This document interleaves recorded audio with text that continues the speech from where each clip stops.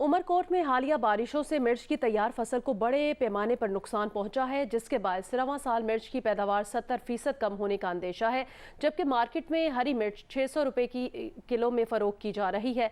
उमरकोट से रिपोर्ट करेंगे हामिद शेख। सिंध के जिले उमरकोट में 40,000 एकड़ से जायद रकबे पर मिर्च की काश्त की जाती है, जो मुल्क की मजमूई पैदावार का 55% है।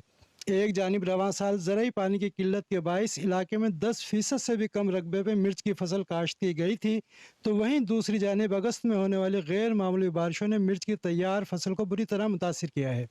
ताजरों के मुताबिक सुर्ख मिर्च की आमद का सिलसिला तो जारी है, लेकिन कुंडरी की मिर्च मंडी में जहां सीजन के दौरान 7 लाख बोरियों की आमद हुआ करती थी, अब वहां 2 लाख बोरियों के आने की भी उम्मीद दिखाई नहीं दे रही। मिर्च की कीमत तो बहुत अच्छी है, लेकिन इस कीमत से ज़मींदारों का उजाला नहीं हो सकेगा। ज़मींदार फिर भी नुकसान में जाएंगे, तो क्योंकि फसल बहुत कम है, फसल तबाह हो गई है। फसल जो 100% लगी हुई थी ना, उसमें 80-85% डूब गई है।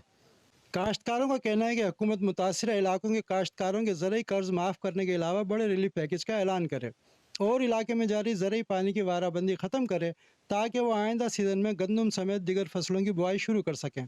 साथ ही रिपोर्टर महबूब आलम के साथ हामिद शेख, जियो न्यूज़, ज़िला उमरकोट।